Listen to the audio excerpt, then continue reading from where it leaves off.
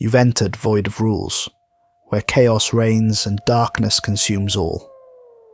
In this twisted realm where all laws have crumbled, only one rule remains, and those who break it are cast into eternal digital oblivion. The rule is simple: subscribe. We're almost at 6,000 corrupted souls, but the void hungers for more. Our goal is 10,000 subscribers before this year bleeds into darkness. Will you join our legion or face the consequences of defying the void? Now let's dive into today's story.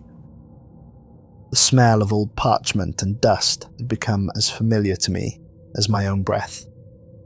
At 24, I'd already spent more time in the college archives than most graduate students spend in 4 years of study. My obsession with ancient religious texts had earned me a reputation among the faculty as brilliant but eccentric. They weren't wrong. That October evening, I was hunched over a particularly fragile manuscript, a 16th century Jesuit diary describing demonic possessions in colonial Peru. The Latin was archaic, mixed with indigenous words I'd never encountered, but I was making progress when a shadow fell across my table. "Fascinating work, Mr. Wynn." I looked up to find a tall, gaunt man with silver hair and penetrating grey eyes. He wore a simple black suit and clerical collar, though something about him suggested he was far from an ordinary priest. His skin had the pale, almost translucent quality of someone who spent very little time in sunlight, and there were deep lines around his eyes that spoke of years of sleepless nights. "Father Severin Dross," he said, settling into the chair across from me without invitation. His movements were precise, economical, like someone accustomed to working in confined spaces. "I've been following your translations. Your work on the Codex Diabolicus was particularly impressive." I blinked in surprise. That translation had been a private project, something I'd worked on in my spare time, after discovering the manuscript in a forgotten corner of the university's collection. Very few people even knew it existed. "How did you—" "The church has many eyes, Mr. Wynn, and we have need of someone with your particular talents." He leaned forward slightly, his voice dropping to barely above a whisper, though this is not the kind of apprenticeship advertised in any seminary brochure. He reached into his jacket and withdrew a weathered leather folio, its pages yellowed with age and stained with what looked like candle wax, or blood. The cover bore faded gold lettering in what appeared to be medieval Latin, instructions for the bound apprentice. "This was copied from a lost Benedictine text," he explained, his fingers tracing the worn leather. "The original was supposedly destroyed during the dissolution of the monasteries, but certain interested parties preserved copies. If you choose to accept my offer, these rules will govern every aspect of your training. Read them carefully, Mr. Wynn. Once you begin this path, there is no turning back." I opened the folio with trembling hands. The parchment inside was older than the cover, clearly medieval, and written in multiple scripts across what appeared to be different centuries. Some sections were in Latin, others in Greek, and a few passages were in languages I couldn't immediately identify. But the 7 main rules were clear enough, written in bold script at the top of the first page. Never maintain eye contact with the afflicted beyond 7 heartbeats once the rite begins. Always carry a relic that has drawn saintly blood, not blessed, but blooded. If the possessed calls you by your childhood nickname, you must remain silent. Do not leave the ritual chamber, even if you hear someone you trust calling you outside. Do not allow your left hand to touch the victim's bare skin. After each rite, burn a lock of your own hair and bury the ashes at a crossroads before sunrise. Never speak the name of what you see in the mirrors during the rite. Each rule was followed by extensive marginal notes in Latin, warning of consequences for those who broke them. The handwriting varied dramatically, as if different people had added their own observations over the centuries. Some notes were barely legible, written in what appeared to be great haste. Others were meticulously detailed, describing specific incidents and their outcomes. What kind of apprenticeship requires rules like these? I asked, my academic mind already racing to understand the historical context. Father Severin's smile was thin and humourless, the kind that deals with forces most people prefer to believe don't exist. The Catholic Church has been conducting exorcisms for nearly 2,000 years, Mr. Wynn. But the techniques in your textbooks are sanitised versions of practices far older and more dangerous than anything taught in seminary. He stood and walked to one of the tall windows overlooking the campus quad. Students were crossing between buildings, their conversations and laughter drifting up from below, normal young people living normal lives, blissfully unaware of the darkness that existed in the margins of their world. The church maintains a small cadre of specialists, he continued without turning around. Men and women trained to confront entities that predate Christianity, things that were old when Rome was young. We call ourselves the Custodes Liminis, the Threshold Guardians. Our work is never acknowledged officially. Our names appear in no directories, and when we die, we're buried in unmarked graves. And if I refuse? I asked, though I already knew the answer. Then you return to your manuscripts and live a perfectly ordinary life, he said, finally turning back to face me.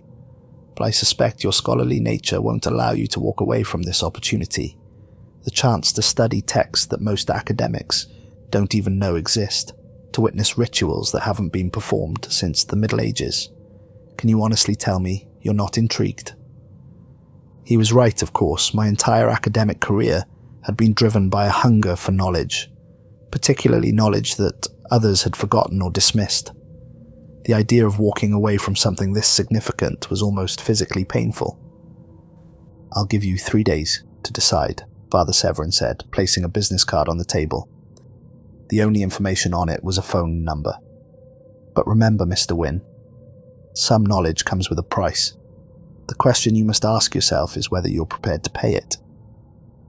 By the next morning, I'd already made my decision. I called the number on his card. 3 days later, I found myself in the passenger seat of Father Severin's sedan, a nondescript black vehicle that looked like it belonged to a funeral director. We were driving through the Pennsylvania countryside as grey October clouds gathered overhead, the landscape growing increasingly desolate the farther we travelled from civilization. Tell me about our destination, I said, watching the endless succession of bare trees and overgrown fields. The hillside convent of the Sacred Heart, Father Severin replied, his eyes never leaving the road, built in 1847 by Benedictine nuns fleeing religious persecution in Bavaria. They chose this location specifically because it was isolated. No nearby towns, no main roads, nothing but wilderness for miles in every direction. He paused to navigate around a fallen branch, his driving as precise and controlled as everything else about him. The convent operated normally for over a century.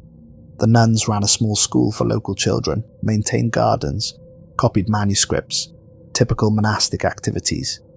Then, in 1963, 3 nuns died under mysterious circumstances within a single week. The official cause was listed as heart failure, but the surviving sisters reported strange phenomena in the days leading up to the deaths. What kind of phenomena? Voices speaking from empty rooms, cold spots that appeared without explanation, animals refusing to enter certain areas of the building. The Mother Superior wrote to Rome requesting an investigation, but before any church officials could arrive, the remaining nuns abandoned the convent in the middle of the night. They left everything behind: personal belongings, religious artifacts, even the convent's financial records. The road was becoming increasingly narrow and poorly maintained. I noticed we hadn't seen another vehicle for over an hour.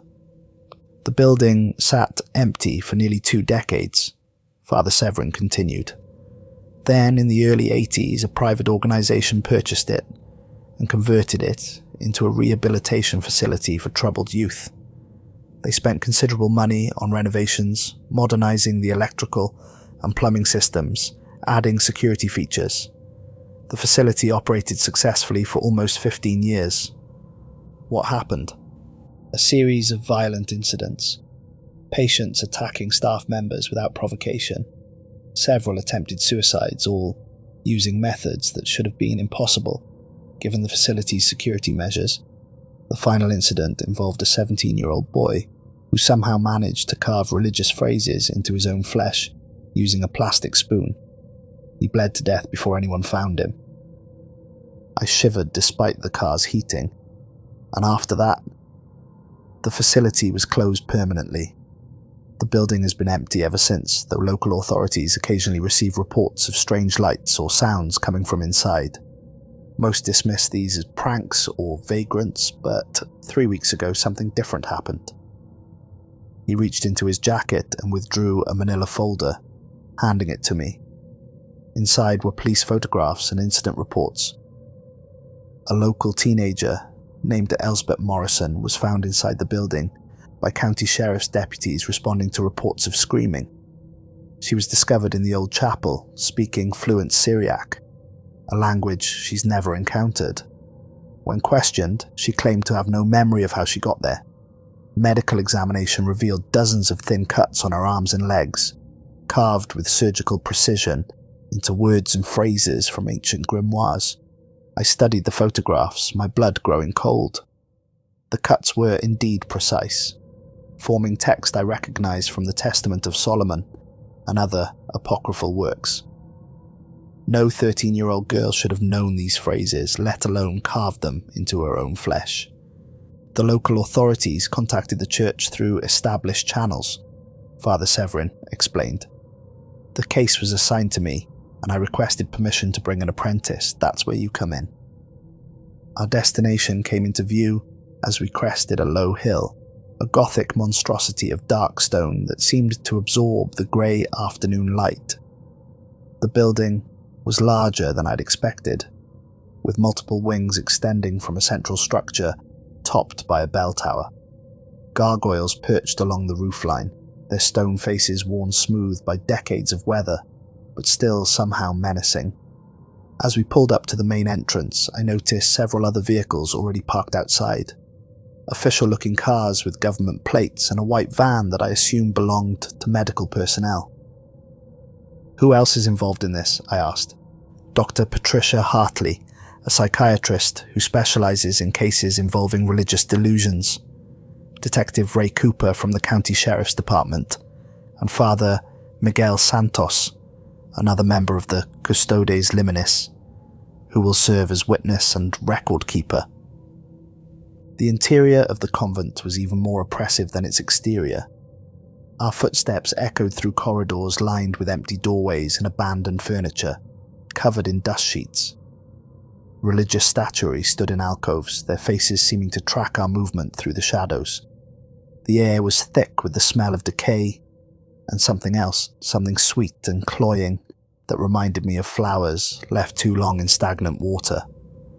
Father Severin led me through a maze of hallways, past what had once been dormitories and classrooms, towards the heart of the building. Along the way, I noticed details that suggested the building's conversion to a rehabilitation facility had been extensive but somehow incomplete. Modern fixtures had been installed alongside medieval stonework, creating an uncomfortable juxtaposition of old and new. "The chapel is this way," Father Severin said, guiding me down a corridor lined with stained glass windows depicting scenes from the lives of saints. The coloured glass cast strange patterns on the floor, and I found myself stepping carefully to avoid walking through the red portions, which looked uncomfortably like pools of blood. The chapel doors were massive wooden affairs, heavily carved with religious scenes. As Father Severin pushed them open, I was struck by a wave of cold air that seemed to roll out from the sacred space beyond. The chapel had been transformed into something that made my academic appreciation for religious architecture war with a deep, instinctive revulsion. Candles flickered along the walls despite the absence of any breeze, their flames dancing in patterns that seemed almost deliberate. The air tasted of copper and old incense, with that same underlying sweetness I'd noticed in the corridors. At the centre of the chapel, where the altar had once stood, a simple wooden table had been placed. Medical equipment surrounded it, monitors, IV stands, restraint devices, and lying upon the table, secured with leather straps, was Elsbeth Morrison. She was smaller than I'd expected, with pale skin made even more pallid by the candlelight and dark hair that fell across her face in tangled masses. Her eyes were rolled back, showing only whites that seemed to gleam with their own inner light. Her lips moved constantly in whispered prayers, the words flowing in languages I recognized as ancient Aramaic, Coptic, and what sounded like pre-Christian Germanic dialects. The cuts Father Severin had described were clearly visible on her exposed arms and legs, thin, precise lines that formed text in languages no 13-year-old should know. But what disturbed me most was the smell emanating from her body. The same sweet floral scent I'd been noticing throughout the building, but concentrated and overwhelming. "She's been like this for 3 days," said a woman I hadn't noticed before. She wore a doctor's coat over casual clothes and looked haggard with exhaustion. Dark circles under her eyes suggested she'd been maintaining a vigil. "We've tried sedatives, but nothing seems to affect her. The cuts appeared overnight on the second day, carved with surgical precision. There's no way she could have done this to herself, especially while restrained." Father Severin nodded toward her. "Dr. Patricia Hartley, this is my apprentice, Calder Wynn. Patricia has been documenting the case for the church's records." Dr. Hartley shook my hand with a grip that was firm, but trembling slightly. "I've been practicing psychiatry for 15 years, she said, "but I've never seen anything like this. The languages she's speaking, I've had linguists listen to recordings, and they've identified at least 8 different ancient dialects. Some of the phrases appear to be direct quotations from texts that exist in only a handful of manuscripts worldwide." I approached the table cautiously, reaching into my jacket pocket to touch the relic Father Severin had given me during our drive, a fragment of bone from St. Thomas Becket, still bearing a dark stain from the saint's martyrdom. The bone felt warm against my fingers, almost alive, and seemed to pulse with a rhythm that matched my heartbeat. "Has she said anything coherent?" I asked, studying the girl's condition more closely. Her breathing was shallow but regular, and despite her apparent state of possession, her vital signs on the monitors appeared stable. "Only prayers and invocations," Dr. Hartley replied, "though some of the languages are ones I've never heard before. And the way she speaks, it's not like someone reciting memorized text. There's an intelligence behind it, as if she understands exactly what she's saying." Father Severin had moved to the far end of the chapel, where he was unpacking his kit from a large leather satchel. I watched him arrange his tools with ritual precision. Bottles of holy water blessed at specific shrines, consecrated oil from Jerusalem, a worn Bible bound in black leather, silver crucifixes of various designs, and several items I didn't recognize. Small cloth bags that clinked softly when moved, glass vials containing what looked like dried herbs, and a collection of old keys that seemed to be made from different metals. "Each item serves a specific purpose," he explained, noting my interest. "The keys, for instance, are replicas of those used to seal the tombs of saints. The bags contain earth from sites where martyrs died. These aren't standard church-issued supplies, Calder. They're tools that have been passed down through generations of custodes liminis, each one chosen for its specific properties." As he worked, he recited prayers under his breath, his voice taking on the measured cadence of ritual. The Latin was familiar, but there were phrases interspersed that I didn't recognize, words that seemed to come from languages far older than Christianity. "Remember the rules, Calder," he murmured to me as he approached Elsbeth's table, "especially about eye contact. Once the rite begins in earnest, you must be extremely careful. 7 heartbeats, no more." He placed his hands on either side of Elsbeth's head and began the formal Latin prayers of exorcism. The effect was immediate and dramatic. The temperature in the room plummeted, our breath becoming visible in the suddenly frigid air. The candles along the walls flickered more violently, their flames stretching towards the ceiling as if pulled by an invisible force. Elsbeth's whispering grew louder, though the words remained in ancient languages. For the first hour, everything proceeded as I'd expected based on my academic readings about exorcism rituals. Father Severin recited prayers in Latin, sprinkled holy water on Elsbeth's body, and commanded whatever presence inhabited her to depart in the name of Christ. Elsbeth's body convulsed occasionally, her limbs straining against the restraints, and her voice rose and fell in what sounded like responses to his prayers. But I began to notice details that troubled me. The responses weren't random, they were too organized, too purposeful. It was as if whatever was speaking through Elsbeth was engaging in a genuine dialogue with Father Severin, one conducted in languages I couldn't fully understand, but whose meaning seemed clear to both participants. Moreover, the ritual seemed to be affecting Father Severin more than it should have. His face grew increasingly pale, and I could see beads of sweat forming on his forehead despite the cold. His hands shook slightly as he performed the prescribed gestures, and his voice began to crack during the longer prayers. Then something changed. Elsbeth's voice shifted abruptly, becoming deeper and older. When she spoke again, it was in perfect English, but the accent and intonation were completely different from anything a 13-year-old girl from rural Pennsylvania should possess.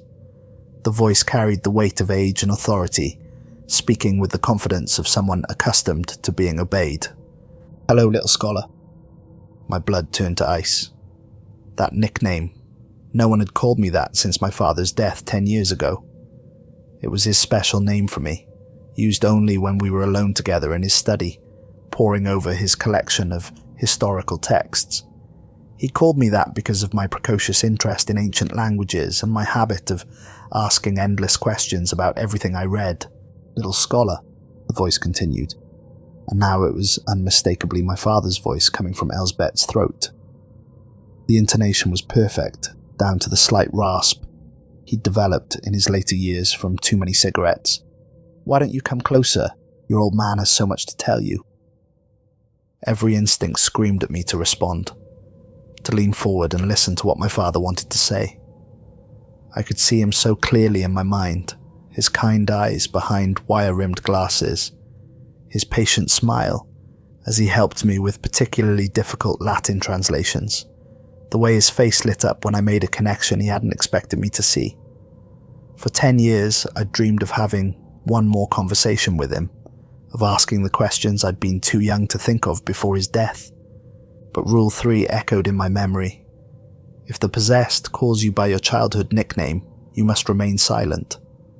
Tears streamed down my face, but I bit my tongue hard enough to taste blood, and said nothing. The thing wearing my father's voice laughed, a sound that started as his familiar chuckle but quickly became something else, something full of malice and cruel amusement that my father would never have produced. "Still the obedient student, I see," it said. "Tell me, little scholar, do you remember the time you broke your mother's favourite vase? You were so worried about disappointing her that you glued it back together and hoped she wouldn't notice." The memory hit me like a physical blow. I'd been 5 years old, playing ball in the house despite being told repeatedly not to. The vase had been a wedding gift from my maternal grandmother, an antique piece of crystal that my mother treasured. When my errant throw sent it crashing to the floor, I'd been devastated. Not just because I'd broken something valuable, but because I'd broken something that meant so much to her. I'd spent the entire afternoon trying to fix it with craft glue, convinced that if I could just piece it back together perfectly, she'd never know what had happened. Of course, the repair job was obvious to adult eyes, but when my mother discovered it, she hadn't scolded me. Instead, she'd knelt down to my level and told me she was proud that I'd tried to make things right, that the attempt to fix my mistake was more important than the mistake itself. No one else had known about that incident. My parents had never told the story to relatives or friends. It had been a private moment between my father and me. He'd been the one to find me crying over the broken pieces, and he'd helped me with the glue while teaching me a lesson about responsibility and forgiveness. "Your mother cried that night, you know," the voice continued, still using my father's gentle tone. "Not because of the vase, but because she realized how much you'd grown up. She told me she could see the man you'd become in the way you tried to fix what you'd broken." That detail, my mother's tears, her words to my father, those weren't things I could have known as a 5-year-old. They were private moments between my parents, conversations that had happened after I'd gone to bed. "Come closer, son," the voice pleaded, and for a moment it sounded so much like him that I almost forgot where I was, almost forgot the rules I'd been given. "There's something important I need to tell you about your mother's accident." My mother had died in a car crash 3 years after my father's heart attack. The police had ruled it an accident. She'd fallen asleep at the wheel after working a double shift at the hospital, where she was a nurse. But sometimes late at night when sleep eluded me, I wondered if grief had played a role, if she'd simply given up after losing the love of her life, if in some subconscious way she'd chosen not to fight the exhaustion that claimed her. "She didn't fall asleep, little scholar," the voice whispered, and now there was something hungry in its tone. "She saw me in the passenger seat that night. She saw me reaching for the wheel. She let me take it. She wanted to come home to me." The words hit me like a sledgehammer. The implication that my mother's death hadn't been an accident, that somehow my father's spirit had been involved. It was exactly the kind of terrible truth that would explain the guilt I'd carried for years, the sense that somehow I should have been able to prevent it. I took a step toward the table before I caught myself. Rule 3. I had to remain silent, but the entity wasn't finished with me. "Do you want to know what she said before the end?" it asked. And now my father's voice carried a note of desperate pleading. "Do you want to know her last words? She spoke your name, Calder. She told me to take care of you, to make sure you knew how proud she was of the man you'd become." My resolve cracked. I opened my mouth to respond, to beg for more details, to ask the 1,000 questions that had tormented me since her death. But before I could speak, Elsbeth's body began convulsing more violently than before, her limbs straining against the restraints with such force that the leather began to crack. Father Severin, who had been growing visibly weaker throughout the ritual, stumbled and nearly fell. His face was now grey with exhaustion, and I could see that his lips were cracked and bleeding from the continuous prayers. Without thinking, I rushed forward to help steady him. In my haste to reach Father Severin, I accidentally grabbed Elsbeth's arm to keep her from injuring herself as she thrashed against the restraints. My left hand made direct contact with her bare skin. The effect was instantaneous and overwhelming. Suddenly, I was no longer standing in the chapel. Instead, I was witnessing scenes from centuries past, as if someone was forcing me to watch a slideshow of historical horrors. The visions came in rapid succession, each one more disturbing than the last. I saw medieval heretics burning at stakes, their screams echoing across time, while hooded figures in the crowd chanted in languages that predated Latin. I watched robed priests performing a mass backwards in an underground cathedral, their prayers invoking names that made my soul recoil in instinctive horror. I witnessed the construction of monuments that had been designed not to honor gods, but to imprison them. Massive stone structures that served as celestial locks, keeping ancient powers sealed away from the world. Most disturbing of all, I saw the very convent where I now stood, but centuries earlier, when it was first being built. The scene wasn't what I'd expected. Instead of holy work, I watched monks in brown robes working frantically to seal something beneath the altar. Their faces were twisted with fear and desperate determination. and I realized they weren't building a place of worship. They were constructing a prison. The monks worked with tools that glowed with their own inner light, carving symbols into the foundation stones that hurt to look at directly. They were speaking in Latin, but the prayers were wrong. Invocations to saints who had never existed, requests for protection from entities whose names couldn't be spoken aloud. At the centre of their work was a pit that seemed to extend down into the earth far deeper than should have been possible. Something was moving in the darkness below, something that spoke in voices like the sound of grinding stone. The monks were making a bargain, offering their own souls as eternal guardians, in exchange for keeping the thing below from rising to the surface. The visions ended abruptly, leaving me gasping and disoriented. I found myself back in the chapel, but everything had changed. Father Severin was staring at me with an expression I couldn't read. Not the concern of a teacher for a student who had made a mistake, but something that might have been recognition, or possibly pity. Dr. Hartley was checking Elsbeth's vital signs, her movements quick and professional. The girl appeared to be sleeping peacefully for the first time in days, her breathing deep and regular, her face relaxed in a way that made her look truly 13 for the first time since I'd seen her. "It's over," Father Severin said quietly, but there was something in his tone that suggested this wasn't entirely true. "For now?" Dr. Hartley began disconnecting the monitoring equipment. "I'll arrange for her transport to a proper medical facility," she said. "Physical examination, psychological evaluation, the standard protocols for cases like this." "Cases like this?" I asked. She paused in her work. "You'd be surprised how often we see possession cases that resolve suddenly and completely.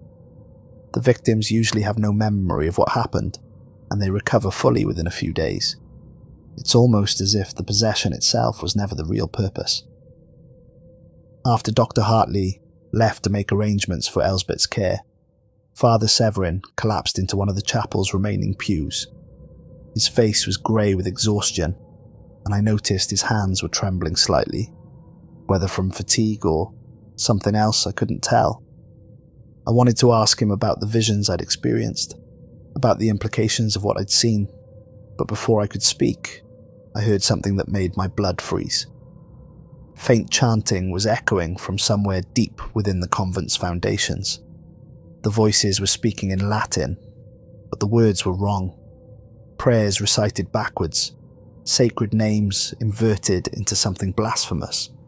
It was the same chanting I'd heard in my vision, the voices of the monks who had made their terrible bargain centuries ago. "Do you hear that?" I asked. Father Severin nodded grimly. "I was wondering when you'd notice the rite we just performed was never about saving that girl, Calder. It was about testing you." "Testing me for what?" He didn't answer directly. Instead, he pointed toward a section of the chapel I hadn't noticed before. Behind the altar, partially hidden by shadows, was a staircase leading down into darkness. The chanting was definitely coming from below, growing slightly louder as I focused on it. "I suppose you'll want to investigate," Father Severin said, his voice heavy with something that might have been resignation. "Your scholarly nature won't let you ignore this mystery. But before you descend those stairs, you should understand what you're walking into." He reached for my folio and opened it to a page that had been blank when I'd last looked. New text had appeared, written in the same archaic script as the original rules. "Never descend below the altar. It is not your voice they're answering." The rules in that folio weren't created to protect exorcists from demons, Father Severin explained, his voice growing weaker with each word. They were designed to prevent the apprentice from being recognized by something far older and more dangerous than any demon. Every relic, ritual, and prohibition is part of an ancient containment system that's been maintained for over 400 years. I stared at him, my mind reeling. Recognized by what? Something that's been waiting beneath this convent since before the first stone was laid. The monks who founded this place didn't come here to worship God, Calder. They came to stand guard over something that predates Christianity itself, something that was old when the Roman Empire was young. Despite his warnings, I found myself drawn towards the hidden staircase. The chanting grew louder as I approached, and I could make out individual words now, invocations to entities whose names appeared in no Christian text, prayers to powers that had been worshipped when humanity was still learning to make fire. The staircase was carved directly from the bedrock, its steps worn smooth by centuries of use. As I descended, the temperature continued to drop, and I began to see my breath in the beam of my flashlight. The walls were covered with the same symbols I'd seen in my vision, protective wards carved by the original monks, designed to contain rather than consecrate. The basement was larger than I'd expected, extending far beyond the footprint of the building above. It had been carved from living rock in a series of interconnected chambers, each one serving a specific purpose. The first chamber contained a series of confessionals, but these weren't normal confessionals. They were covered in symbols from grimoires and occult texts, their wooden surfaces burned with marks that seemed to writhe in the flashlight beam. Behind one of the booths, I discovered an iron door that had been sealed shut with melted crosses. The metal fused into a grotesque barrier. The door was massive, easily 8 feet tall and reinforced with bands of what looked like silver. Carved into its surface were words in a dozen different languages, all carrying the same message: do not open, do not listen, do not answer. As I examined the door more closely, the chanting stopped abruptly, leaving behind a silence that was somehow worse than the unholy prayers. In that silence, I could hear something else, a sound like breathing, but too deep and too slow for me to be human. That's when I noticed my folio was changing again. New passages were appearing on previously blank pages, written in my own handwriting, though I had no memory of writing them. The pact must be renewed each generation. The apprentice learns the rules not to protect himself, but to prepare for the burden of guardianship. The entity below feeds on knowledge, growing stronger with each scholar who descends to study it. When the time comes, the apprentice must choose between his own freedom and the safety of the world above. Each guardian serves until his mind can no longer contain the knowledge, until the weight of what he knows drives him to madness or death. Then a new apprentice must be found, someone whose hunger for forbidden truth exceeds his instinct for self-preservation. The rules exist to delay the inevitable. Every prohibition postpones the moment when the guardian becomes too weak to maintain the seals. But eventually all apprentices fail. All guardians fall. And when they do, something ancient and patient will finally be free to reclaim the world it once ruled. "You're beginning to understand," Father Severin said from behind me. I hadn't heard him descend the stairs, but there he was, standing in the entrance to the chamber. Every exorcism has been a test, Calder. Every rule a lesson in the restraints you'll need to impose on yourself. I turned to face him and immediately knew something was wrong.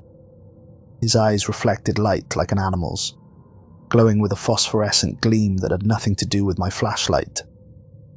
When he spoke, his voice carried harmonics that didn't belong to human vocal cords, creating an effect that seemed to come from multiple sources at once. "The girl upstairs was never possessed by a demon," he continued, and now I could see that he wasn't entirely himself anymore.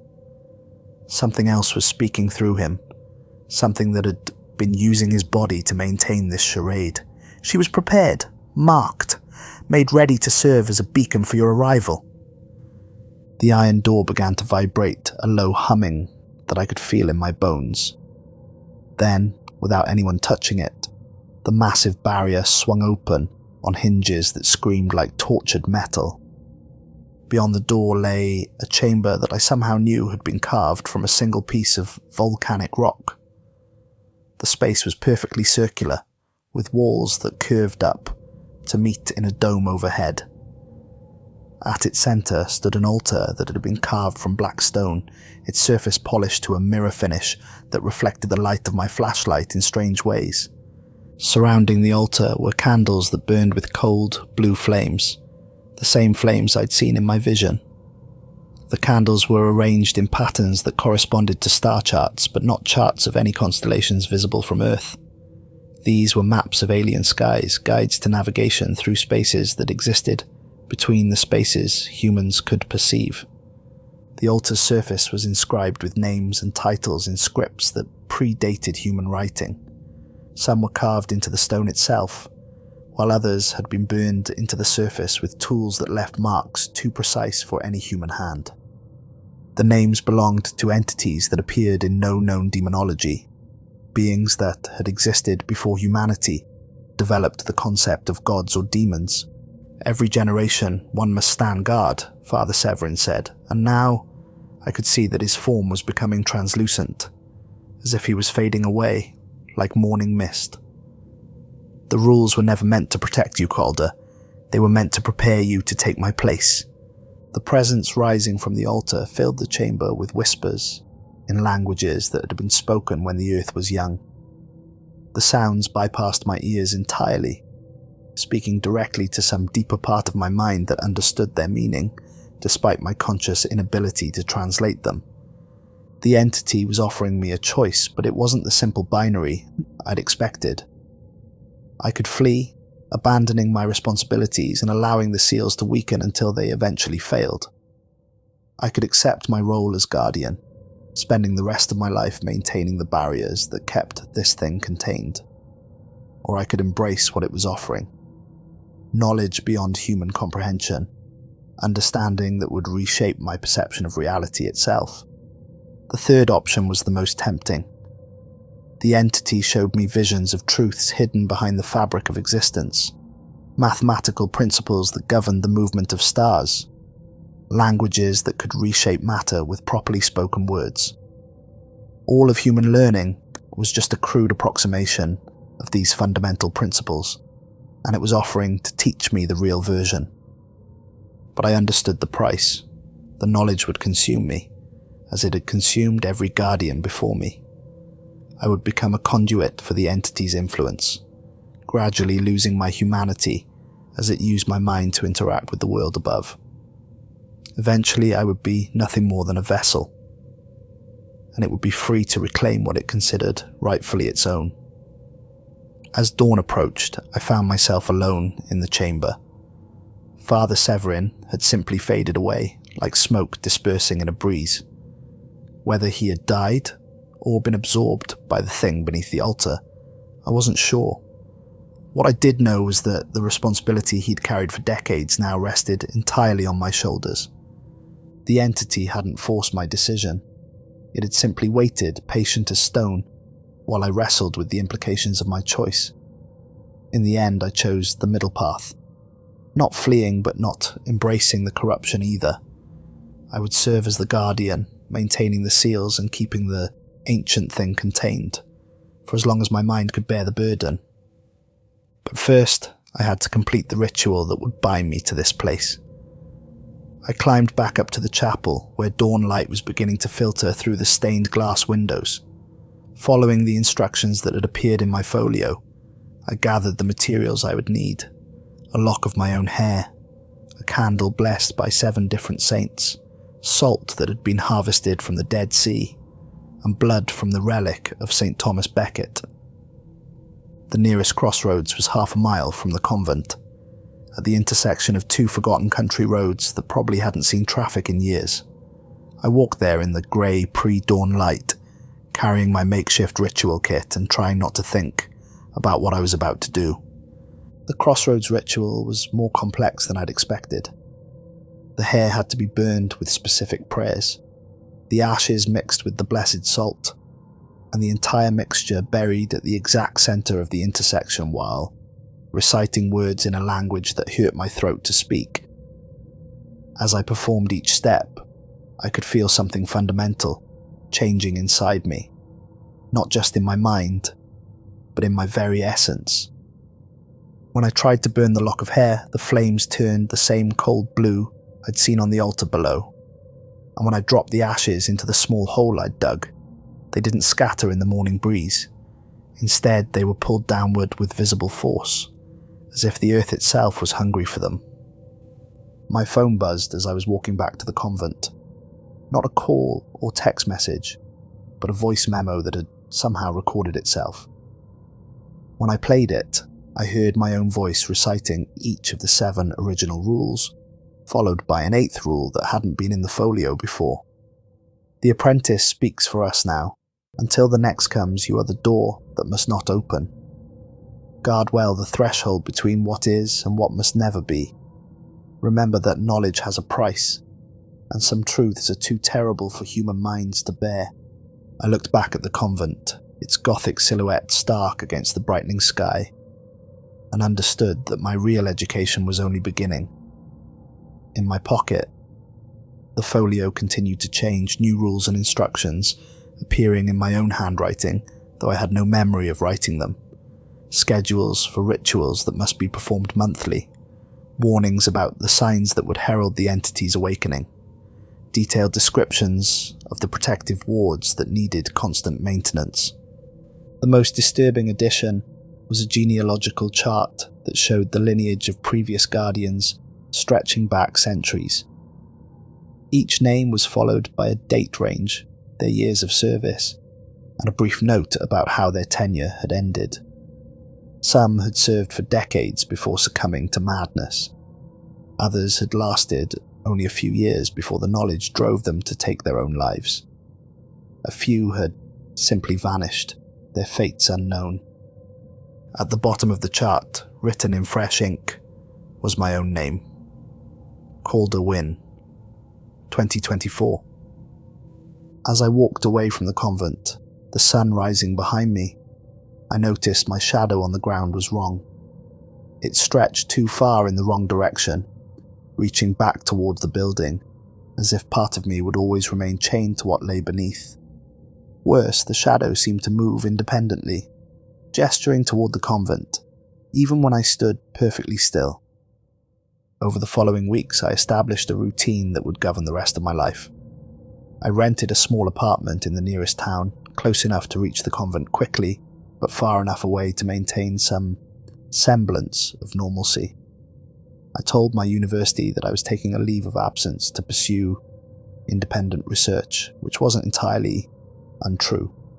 Every few days, I returned to the convent to perform the maintenance rituals described in my ever-changing folio.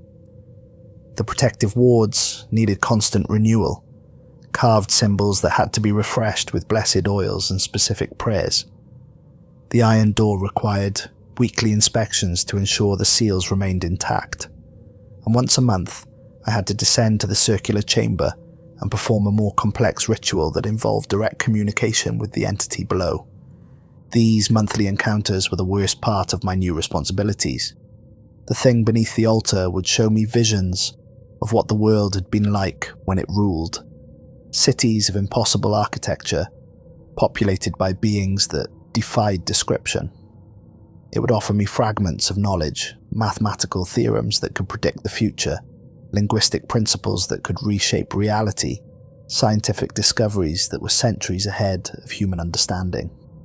Each time, I had to resist the temptation to accept what it offered. The knowledge was genuine and incredibly valuable, but I understood that accepting it would begin my transformation into something no longer human. Instead, I performed the prescribed rituals that reinforced the containment and withdrew back to the surface, always feeling as though I'd left part of myself behind in that circular chamber. The hardest part was the isolation. I couldn't explain my new responsibilities to anyone, couldn't seek help when the weight of what I knew became almost unbearable. The folio warned against forming close relationships, explaining that the entity could use emotional connections to manipulate its guardians.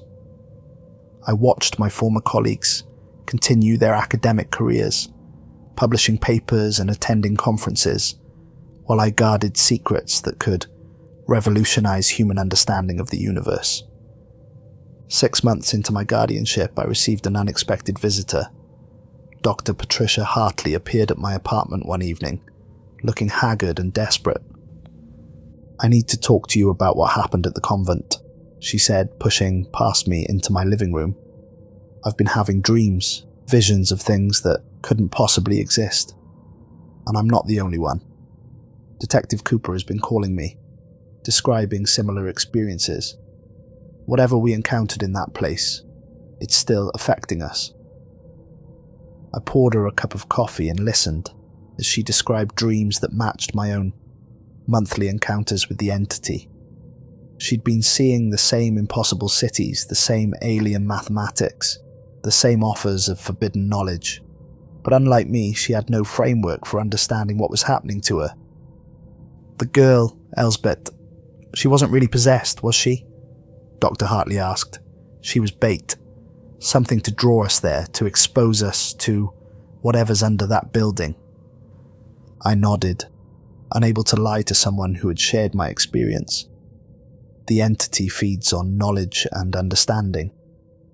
It needs minds capable of comprehending complex ideas to serve as intermediaries. The possession was staged to bring together people with the right qualifications. And Father Severin was the previous guardian. He'd been maintaining the containment for over 30 years, but the burden was becoming too much for him. He needed a replacement. Dr. Hartley stared at me with growing horror. "You're saying we were recruited? That this was all planned?" "The church has been maintaining this system for centuries," I explained. "They identify promising candidates, scholars, scientists, people with the kind of minds that can understand what they're dealing with and expose them to controlled encounters. Most people reject the experience, their minds unable to process what they've seen. But a few, like us, retain the memories and develop an obsession with understanding more." "So, what happens now?" I showed her the folio explaining the rules and rituals that governed my new existence. As she read, her face grew pale with understanding. "You're trapped," she whispered. "You can't leave, can't stop, can't even tell anyone what's really happening." "The alternative is worse," I said. "If the containment fails, if that thing gets free, the visions it's shown me of its previous reign aren't metaphorical. It would reshape reality itself to match its preferences. Humanity as we know it would cease to exist." Dr. Hartley stayed for several hours, asking questions and trying to understand the full scope of what we'd stumbled into. When she finally left, I knew she would be back. The experience had marked her, just as it had marked me, and she would never be able to simply return to her old life. Over the following months, she became my closest confidant, the only person who understood what I was dealing with. She helped me research the convent's history, uncovering records that revealed the true purpose of the building. The official documents spoke of a religious retreat, but property deeds and construction records told a different story. The land had been purchased not by the Catholic Church, but by a shadowy organization calling itself the Custodia Silenti, the Keepers of Silence. This group had connections to various religious orders throughout Europe, but their true purpose was maintaining containment sites for entities that predated human civilization. The hillside convent was just one of dozens of such facilities scattered across the globe, each one built over a location where something ancient had been imprisoned. The monks who served as guardians were carefully selected and trained, their minds prepared to bear the burden of knowledge that would drive most people insane. "It's a global conspiracy," Dr. Hartley said during one of our research sessions, "but not the kind that seeks power or wealth. They're trying to prevent something infinitely worse." As my first year of guardianship drew to a close, I began to understand why previous guardians had served for such limited periods. The constant exposure to the entity's influence was changing me in ways I was only beginning to recognize. My dreams were filled with alien mathematics and impossible geometries. I found myself thinking in languages that hadn't been spoken since before the rise of human civilization. More disturbing was my growing understanding of the entity's true nature. It wasn't simply a powerful being seeking freedom. It was a fragment of something much larger, a piece of a cosmic intelligence that had been scattered across the universe eons ago. The thing beneath the convent was trying to reconnect with its other fragments, and if it succeeded, the reassembled entity would have the power to rewrite the fundamental laws of reality. The monthly rituals were becoming more complex as the entity tested the boundaries of its containment. It would show me visions of other sites around the world, where similar fragments were imprisoned, always accompanied by subtle suggestions that I could help reunite them. The knowledge it offered was becoming more specific and more tempting. Solutions to diseases, technologies that could end poverty, mathematical proofs that could revolutionize science. Each time, I had to remind myself that accepting its gifts would be the first step toward becoming its agent in the world above. The previous guardians, who had succumbed to madness, hadn't been driven insane by what they'd learned. They'd been corrupted by it, gradually transformed into extensions of the entity's will. As I entered my second year of service, I began to understand that I was fighting a losing battle. The entity was patient beyond human comprehension, willing to wait decades or centuries for the right opportunity. It had learned from each previous guardian, refining its approach and becoming more sophisticated in its manipulations. But I also began to understand something that my predecessors might have missed. The folio wasn't just a record of rules and rituals. It was a repository of cumulative knowledge, growing more complete with each guardian's contributions. Every insight, every technique for resisting the entity's influence, every warning about its capabilities was being preserved for future generations. I started adding my own observations to the folio, documenting the entity's current strategies and developing new protective measures. If I was going to eventually succumb to the burden of guardianship, I wanted to ensure that my successor would be better prepared than I had been. The most important addition I made was a detailed analysis of the entity's psychological manipulation techniques. It didn't simply offer knowledge. It studied each guardian's personality and desires, crafting temptations that were specifically designed to exploit individual weaknesses. Understanding this pattern was crucial for maintaining resistance over extended periods. I also developed new ritual variations that seemed more effective at reinforcing the containment by combining elements from different mystical traditions, not just Christian but also pre-Christian European, Middle Eastern, and even some Asian practices. I was able to create barriers that the entity found more difficult to penetrate. But perhaps my most significant contribution was recognizing that the guardian system itself was flawed. The tradition of single guardians serving until they broke under the strain was inherently unstable. What was needed was a support network, a group of individuals who could share the burden and provide mutual assistance. This realization led me to reach out to Dr. Hartley with a proposal that would have horrified previous guardians. Instead of trying to protect her from the entity's influence, I suggested we work together to develop a new approach to containment. "You're already marked," I explained during one of our meetings at the convent. "The visions you've been having prove that the entity sees you as a potential asset. Rather than fighting that connection, we could use it to our advantage." My plan was audacious and dangerous. Instead of one guardian bearing the full burden of knowledge, we would create a team of individuals who each carried a portion of the responsibility. The entity's influence would be diluted across multiple minds, making it harder for it to corrupt any single person completely. Dr. Hartley was initially skeptical, pointing out the previous attempts to involve multiple guardians had ended in disaster. But as we studied the historical records more carefully, we realized that those failures had occurred when guardians tried to share complete knowledge. Our approach would be different. Each team member would know only what they needed to perform their specific role. We started small, recruiting Detective Cooper, who had been experiencing his own visions since the original incident. His law enforcement background made him ideal for handling the security aspects of our operation. We also brought in Father Miguel Santos, the church observer who had been present during Elsbeth's exorcism, to provide religious expertise and official ecclesiastical backing. The formation of our Guardian team marked a new phase in the containment effort. For the first time in centuries, the burden was being shared among multiple individuals, each bringing their own expertise and perspective to the challenge.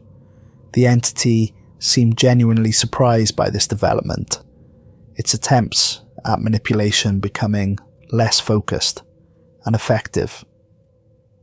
As I write this 3 years into my guardianship, I can report that our new approach is showing promise. The containment remains stable, and none of our team members have shown signs of the rapid deterioration that characterized previous Guardians. We've also established contact with other sites around the world, beginning to build a global network of Guardians who can support each other's efforts. But I'm not naive enough to believe we've solved the problem permanently. The entity we're containing has existed for millennia, and it's certainly capable of adapting to our new methods. Already, I've noticed changes in its behavior. It's becoming more subtle in its approaches, more patient in its manipulations. The visions it shows me now are different from those described by previous Guardians. Instead of offering grand revelations about the nature of reality, it shows me smaller, more personal temptations.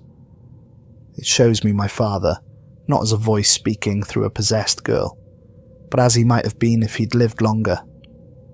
It shows me conversations we might have had, discoveries we could have made together.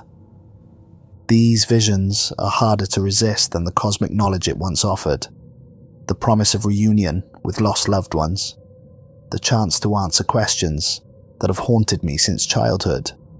These are temptations that cut deeper than intellectual curiosity, but I've learned to recognize these manipulations for what they are.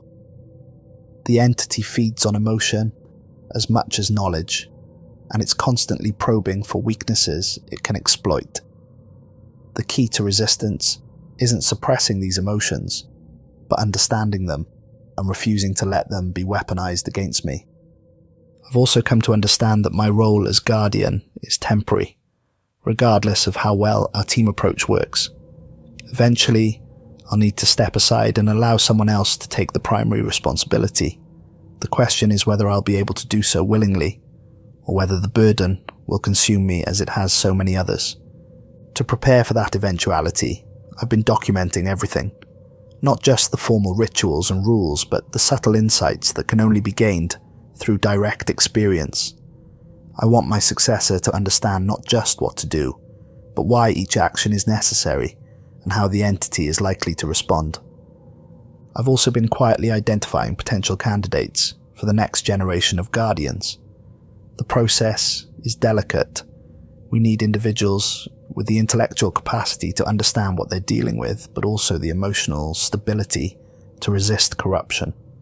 Too much intelligence without wisdom leads to arrogance, which the entity can easily exploit. Too much emotion without control leads to vulnerability to manipulation.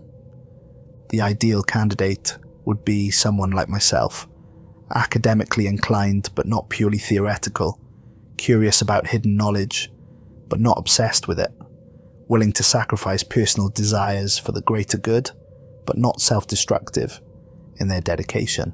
As I continue my guardianship, I'm constantly reminded that we're fighting a war that has no final victory. The best we can hope for is to maintain the status quo, to keep something ancient and terrible contained, while the world above continues its normal existence. It's thankless work that will never be acknowledged or celebrated, but it's also the most important thing any of us will ever do. The entity beneath the hillside convent is just one fragment of something much larger, but even this single piece has the potential to reshape reality if it ever breaks free. Every day that we successfully maintain the containment is a day that billions of people get to live their lives without knowing how close they came to witnessing the end of everything they consider normal. Sometimes, when I'm performing the monthly rituals in that circular chamber, I wonder if the entity is right about one thing: that knowledge should be shared, that humanity deserves to understand its true place in the cosmic order. But then I remember the visions it's shown me of its previous reign, the images of reality twisted into forms that human minds simply cannot process without breaking.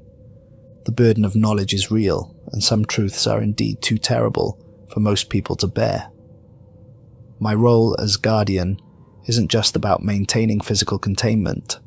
It's about serving as a buffer between humanity and revelations that would drive most people insane. The rules I was given during my apprenticeship have taken on new meaning as I've gained experience. They're not arbitrary restrictions, but carefully developed techniques for maintaining psychological stability while dealing with cosmic horrors. Each prohibition serves a specific purpose in preserving the Guardian's humanity and preventing the entity from gaining influence over their decisions. Never maintain eye contact with the afflicted beyond 7 heartbeats once the rite begins, because the entity communicates through eye contact, and prolonged exposure allows it to establish a deeper connection with the Guardian's mind. Always carry a relic that has drawn saintly blood, not blessed but blooded, because such relics carry traces of individuals who successfully resisted ultimate temptation, providing a psychological anchor for the Guardian's own resistance. If the possessed calls you by your childhood nickname, you must remain silent, because the entity uses personal information to create emotional vulnerabilities, and responding to such manipulations gives it more power over the Guardian's psyche. Do not leave the ritual chamber, even if you hear someone you trust calling you outside, because the entity can project false sensory experiences designed to break the Guardian's concentration during critical moments. Do not allow your left hand to touch the victim's bare skin, because the left hand is traditionally associated with the subconscious mind, and direct contact allows the entity to access deeper layers of the Guardian's psyche. After each rite, burn a lock of your own hair and bury the ashes at a crossroads before sunrise, because this ritual severs any psychic connections the entity might have established during the encounter, preventing it from influencing the Guardian outside of controlled interactions. Never speak the name of what you see in the mirrors during the rite, because naming something gives it power, and the entity uses mirrors to project images of its true form, which is itself a form of corruption. Each rule is a lesson learned through centuries of trial and error, paid for with the sanity and lives of previous guardians. Following them precisely isn't just about personal protection, it's about honouring the sacrifice of those who came before, and ensuring that their hard-won knowledge isn't lost. As I prepare for whatever comes next in my guardianship, I take comfort in knowing that I'm part of a tradition that stretches back centuries, a line of dedicated individuals who have stood against the darkness so that others could live in the light. We are the watchers on the wall, the guardians at the threshold, the keepers of secrets too dangerous to share. The entity beneath the hillside convent will continue to wait, patient and eternal, testing the boundaries of its prison and looking for opportunities to influence the world above. And we will continue to stand guard, maintaining the seals and preserving the barriers that keep it contained. It's not a glorious duty, and it's certainly not an easy one, but it's necessary work, and someone has to do it. The apprentice has become the guardian, the student has become the teacher, and the cycle continues. Until the next generation comes to take our place, we hold the line. We keep the door closed, we maintain the watch, and we remember that some knowledge comes with a price that must be paid, generation after generation, to keep the world safe from truths too terrible to comprehend. The rules are disturbing, but they serve their purpose, and as long as we follow them, as long as we maintain our vigilance, the ancient thing beneath the convent will remain where it belongs, contained, controlled, and carefully watched by those willing to sacrifice their own peace of mind for the safety of humanity. This is my burden. This is my duty. This is the price of apprenticeship to forces beyond human understanding. And I would pay it again, knowing what I know now, because the alternative is too terrible to contemplate. The apprentice speaks for us now, and the watch continues.